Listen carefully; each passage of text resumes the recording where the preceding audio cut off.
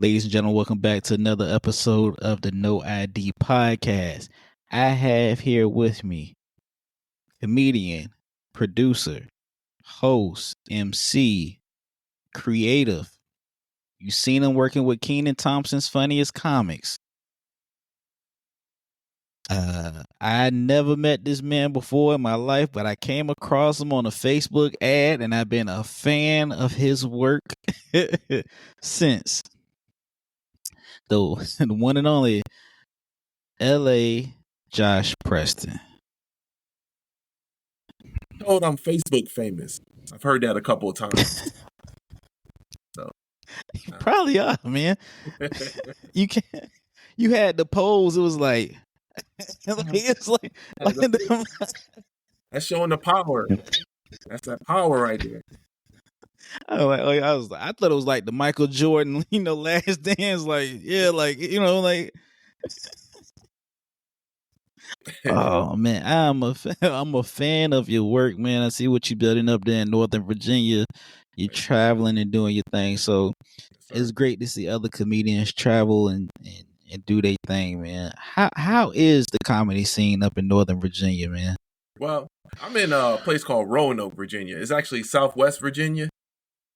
Is that Southwest? Okay. Yeah, Southwest Virginia. It's here. I am trying to make a scene here, and it's been going well. I have 3 open mics that I do here in Roanoke, and then I have 1 in Salem that I do. And usually with my open mics, I usually have a featured comedian come and do a show, or I'll even have a full show and do an open mic after the show. So the comedians who are here in Roanoke can get what I call getting their reps in and just keep on practicing and practicing, because that's what you need in comedy. You need to get on stage for you to get better and better in this profession. Correct, man. And I like everything that you're doing. I've never been to a place where they had an actual show and say, you know what? We got an open mic as well too, right behind it. So that's actually pretty unique. That's actually pretty dope. So how long have you been doing comedy, Josh? I started doing comedy in 1993, and I did it for 8 years. And because being married and about to have a kid with my wife, it was very hard to be on the road and being a husband and a father. So I had to make a decision. So I made the decision to become a husband and a father, focus on that a whole lot more than comedy. And and then after that,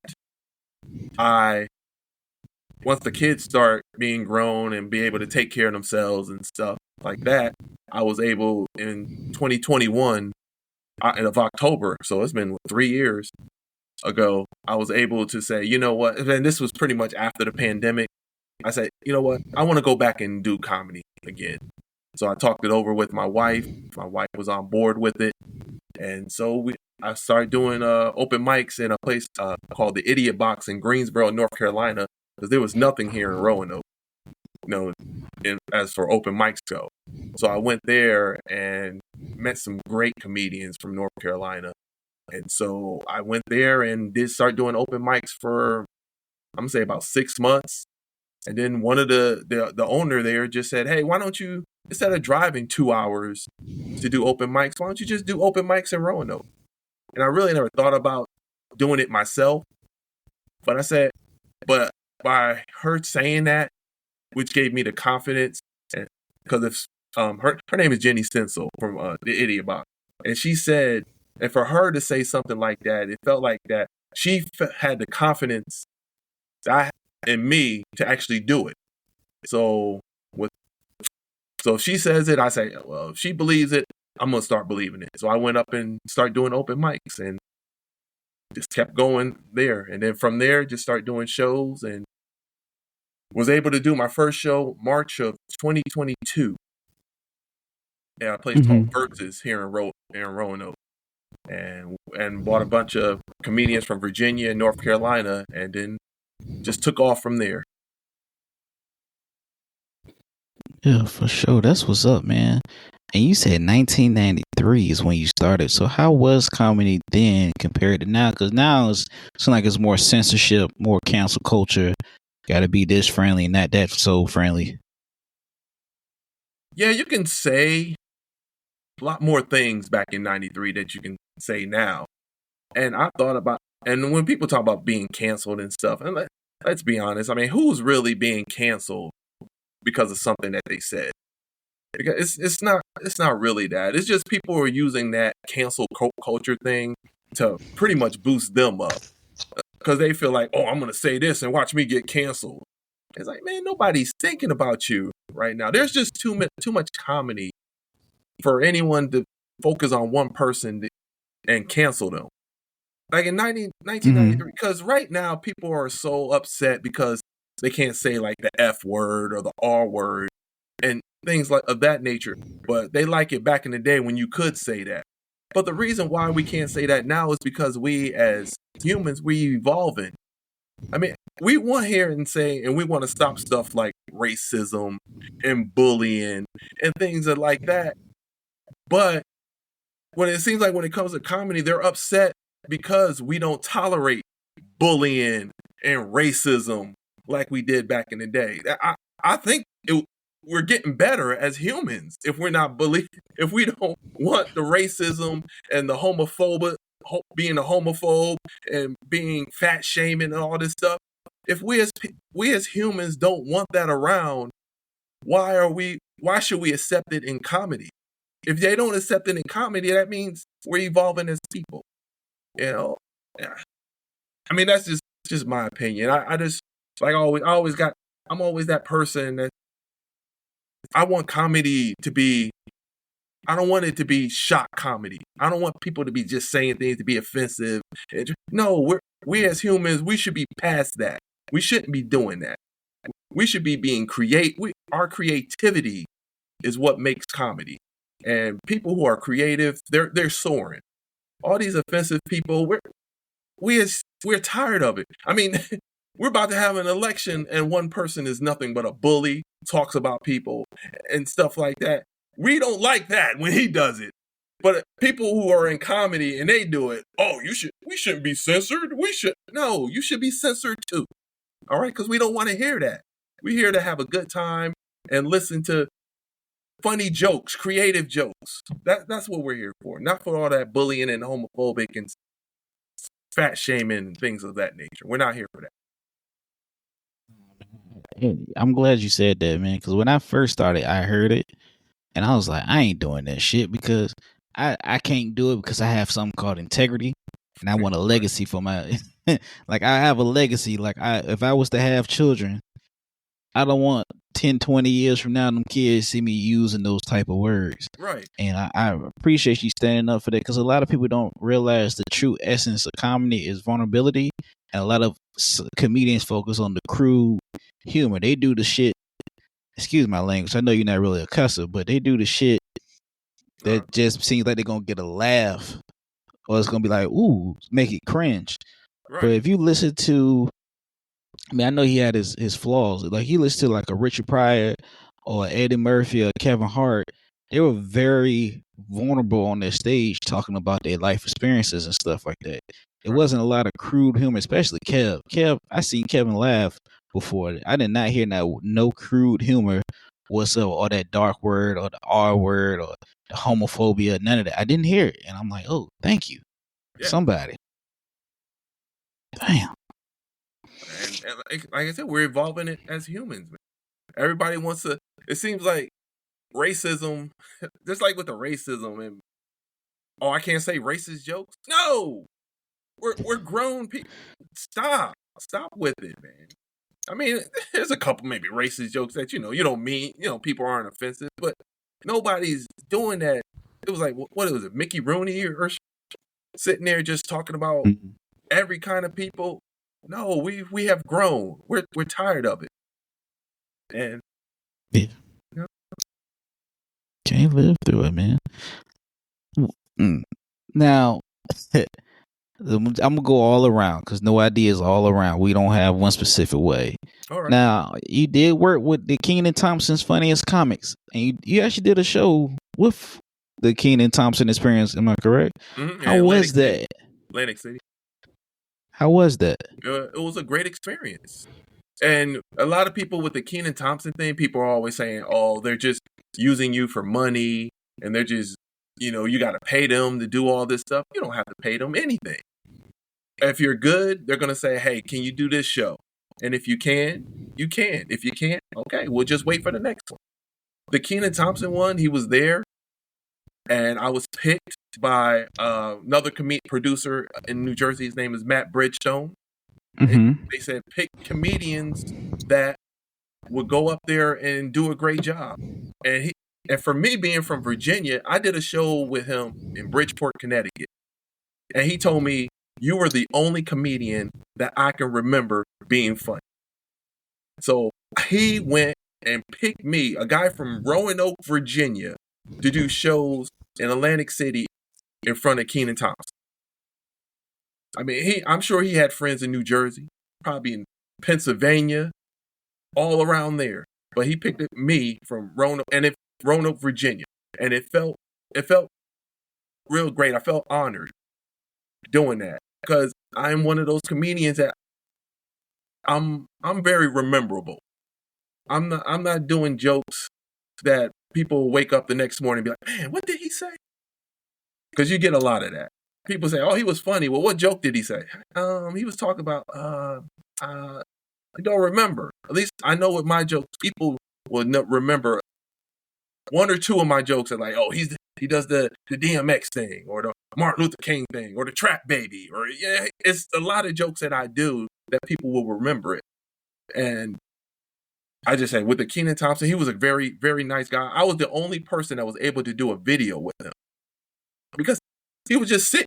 He was just sitting there and nobody was talking to him. I don't know if they were nervous or whatever. I just went up to him and said, hey, I explained myself. I introduced who I was. I said, hey, can I do a video with you? And I did it as a joke. So I want you to do a video with me.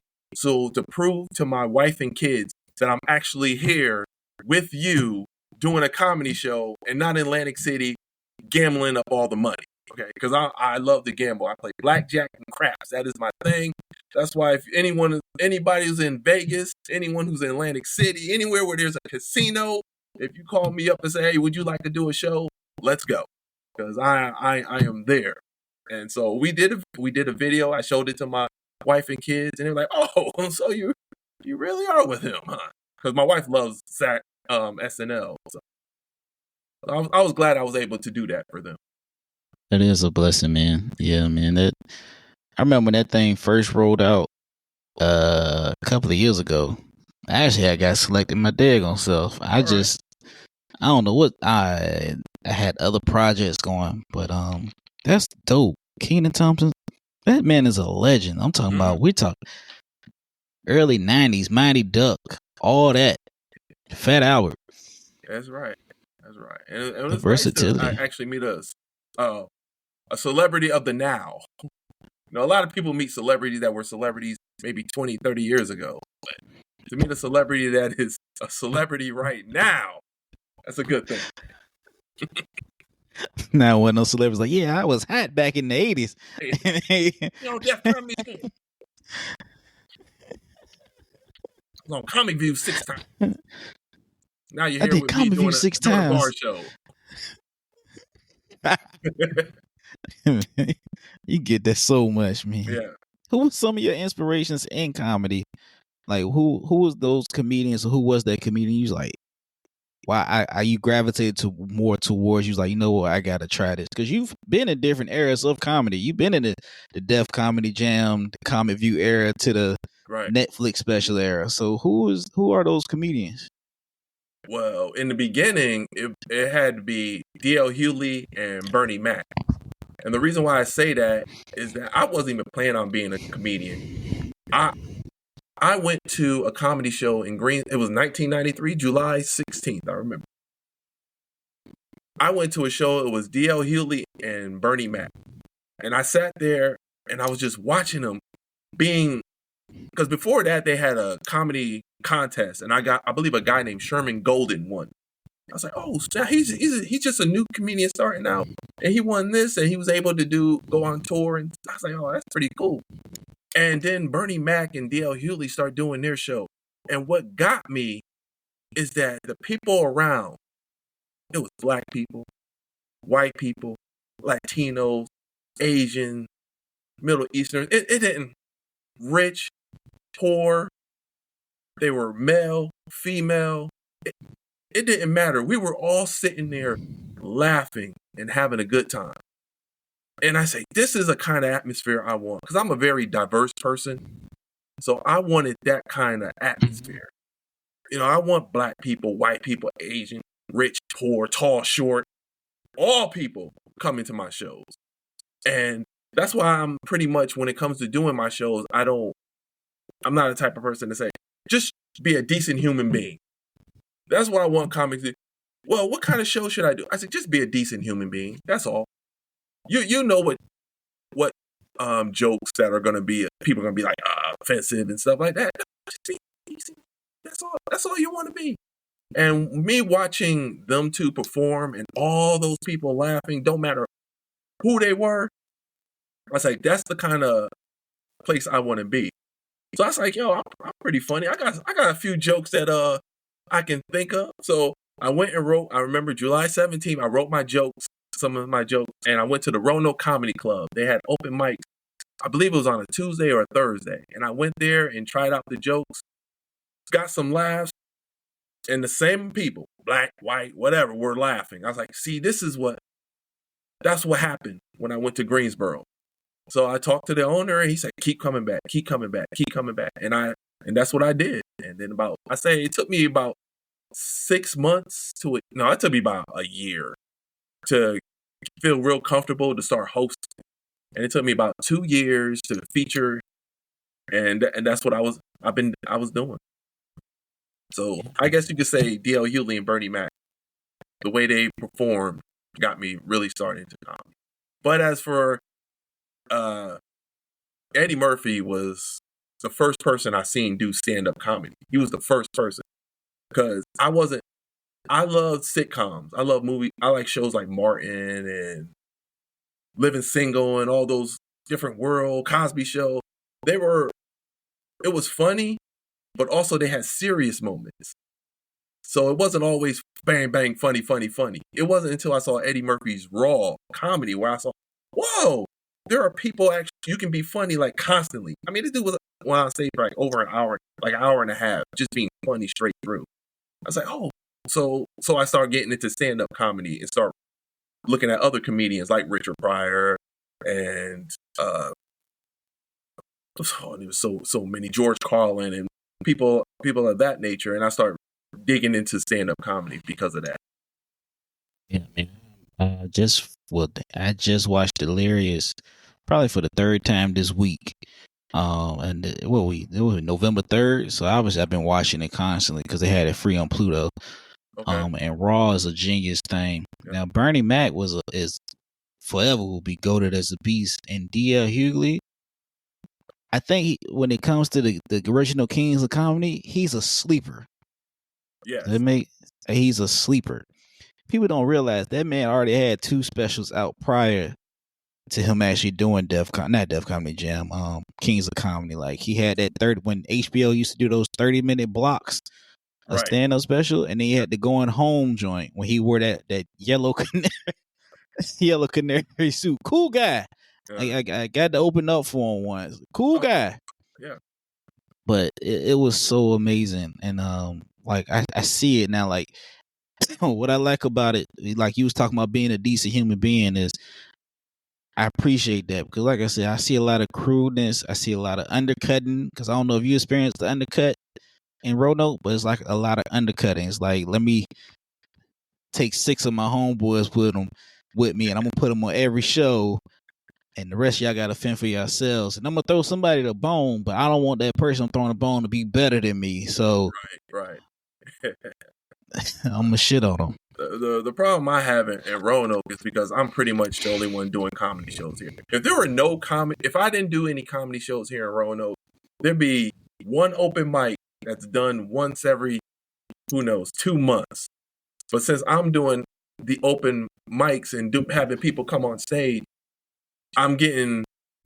I don't even want to say. Well, I'm gonna say it. I'm gonna say it. I get a lot of hate here in Roanoke, but there's a lot of comedians that support me, and they outweigh the hate. And so I'm just out here just doing my comedy show. I've told the comedians, I know you don't like me. I know you don't. Just go over there and just leave me alone.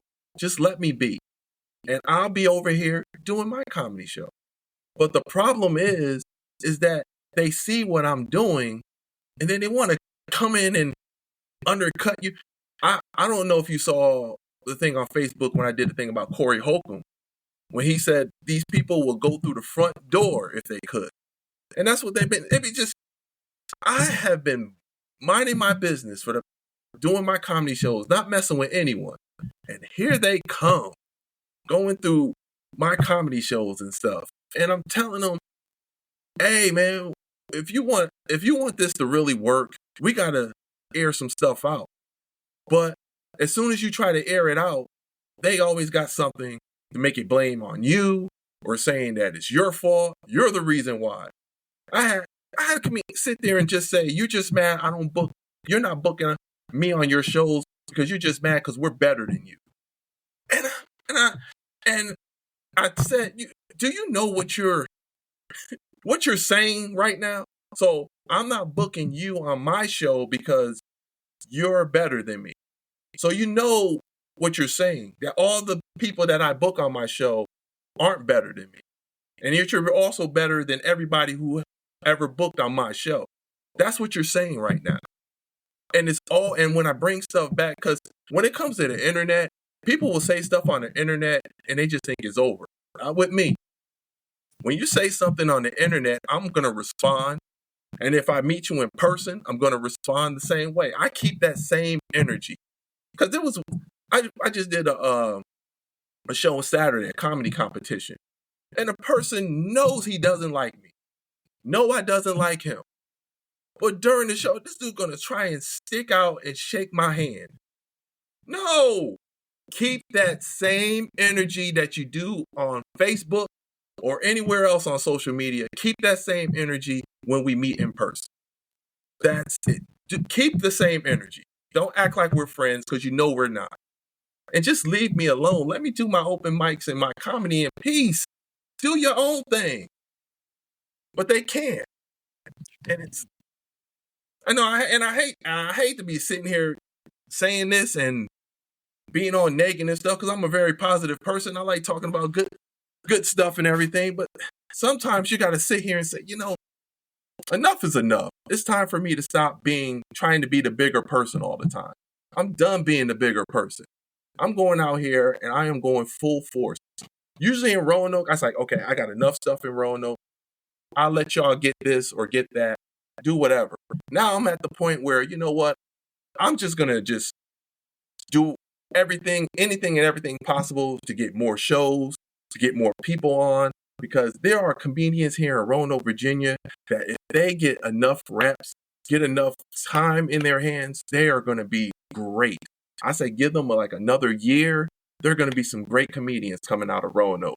And I'm just trying to steer them in the right direction. This is what you need to do to get where you need to be.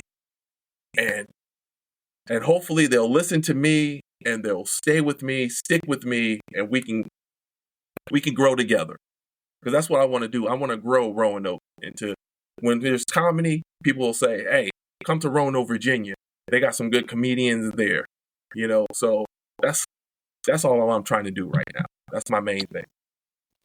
This for people that's out here listening and watching. This is my first time talking to Josh.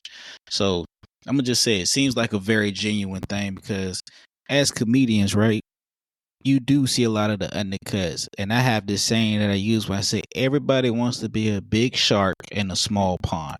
And those wannabe big sharks are drowning consistently. Yes. Consistently. The hate is real. The undercut is real. The beefs are fucking real. The beefs are real. Cat Williams. Oh man. Really this year, this big beef. People who are scared of Cat interview. Nobody knows what Cat was popping up with, and it was like, oh, Cat tripping. No, it's legitimately real. I personally have had my beefs. I have one still floating in there. The rest of them are squash. I have one floating to the point where I will not speak to this person at all. That person has bashed me for over a year and some change now online and to other people, and all those people got on his side and just I was like, you know what? I know where y'all at because I felt energy. But I noticed that when you do something big, the more the hate comes. You understand what I'm saying? Oh yes. Yeah. And they like, what? I mean, they trying to figure out what you doing. Right. These same comedians are sitting there saying that I'm jealous of them. I have performed in more states than they have done open mics this year. How am I jealous of you? I'm doing 4 comedy shows just by myself. What are you doing?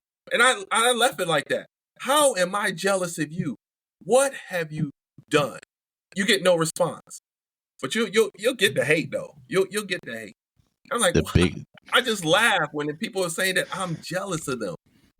Of what? Have you checked my resume and can compare it to yours? Please explain why I'm jealous. Cricket. That cricket, and they know what's crazy is like it's always those comedians that don't book work, not funny, rush their process, don't post.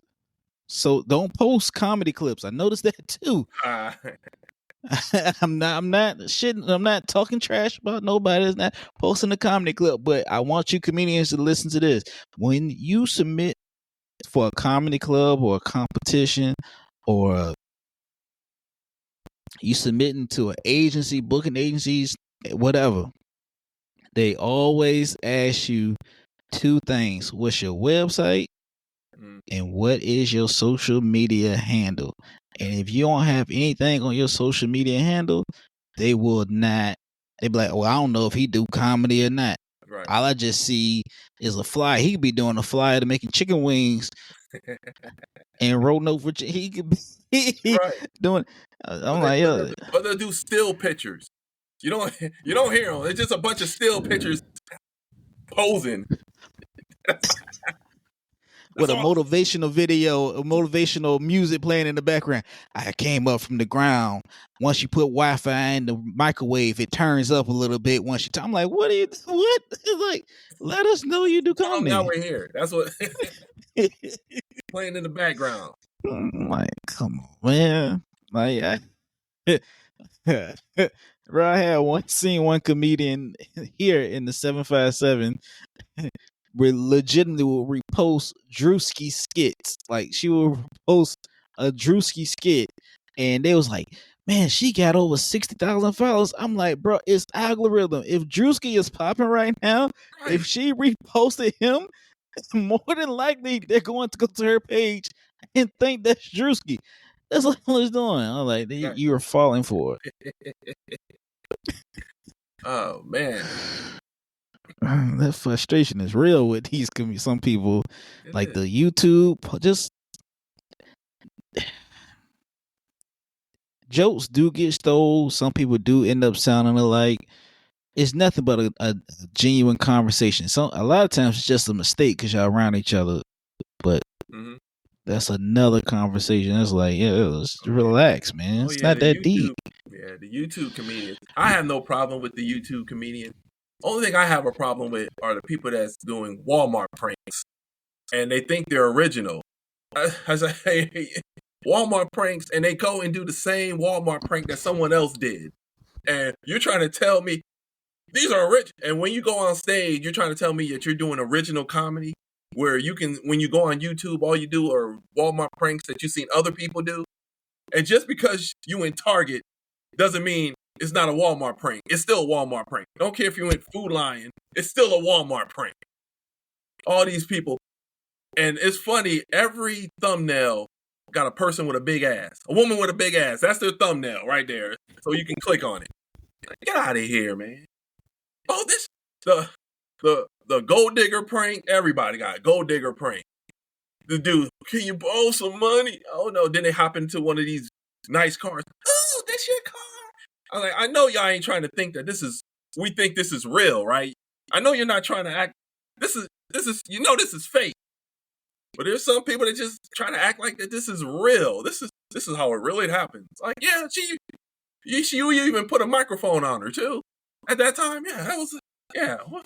We didn't see the tripod with the camera set up on down the way that's getting different angle cuts, you know? Yeah. It is what it is. What's some advice that you would give? Well, you already said be a decent human. What's some other advice you would give to a comedian or somebody looking at getting into comedy? What advice would you give them? I would write your own jokes. That's the main thing. Don't look at one person's joke and be like, ooh, if I just change it like this, I can use it as my own. No, it's their joke. Be original, be creative. That's the one thing. And two, go to open mics. Go. I agree. I started with I drove 2 hours. And people are saying, you drive 2 hours just to do 5 minutes? Yes. I will drive 3 hours. I will drive 4 hours. I will drive. If I got a chance to do an open mic, if I'm sitting at home like, man, there's nothing to do and stuff. Kids are sitting there playing video games, wife is watching TV. You know what? I'm gonna just go to an open mic. If I just find out where's an open mic and I'll just go there. I'll just pop up. And that's what I tell people, go to open mics. People sit here and think they're too good to do open mics. There's people that wonder why they don't get booked.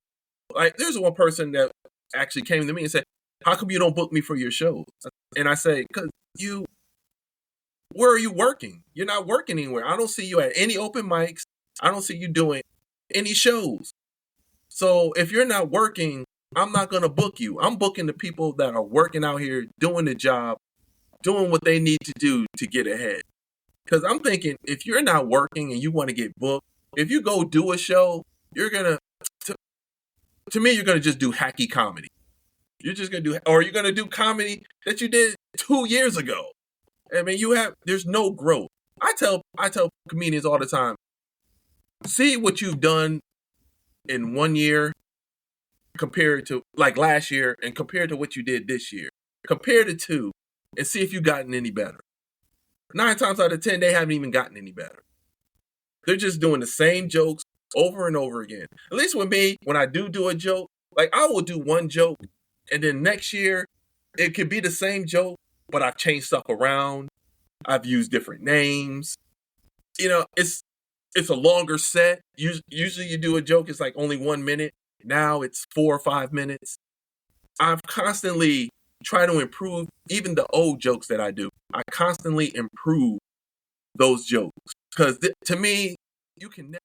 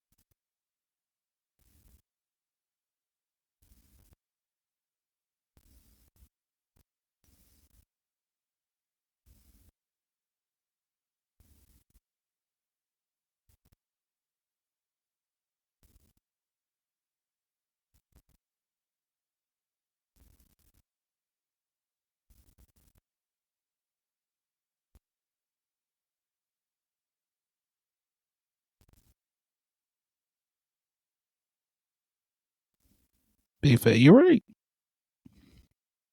You gotta big facts. You gotta have like those different styles. Clean, church clean, corporate clean. Church clean is that right there. I'm still learning. That's a beast. Church clean, uh, club. You got club clean. Um, you got theaters. It's like different ones. I could do both. I just you know how you was a kid and you heard that that song on the radio that had all the cuss words in it, but you're in the car with your mom and you don't want to cuss you all the cuss words, so instead of saying ass, you say butt or handy or something. I'm like, yeah, that's what I'd be like, oh, I gotta do it that way. But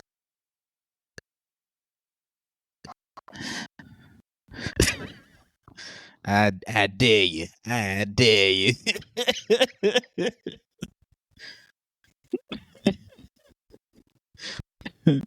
Josh, brother, I really appreciate the interview, man, and get the time that you took with everything.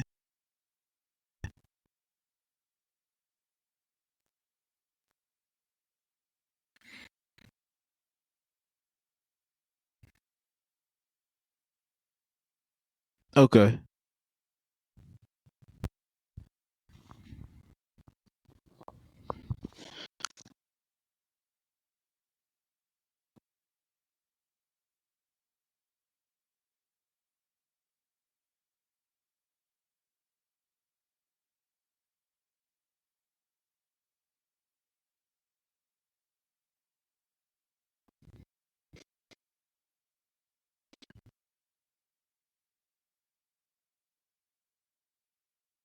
Yeah, yeah.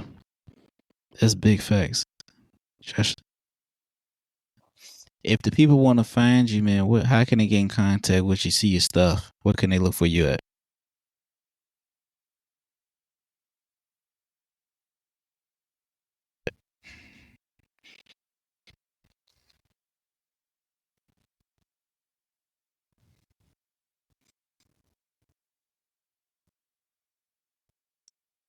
Okay.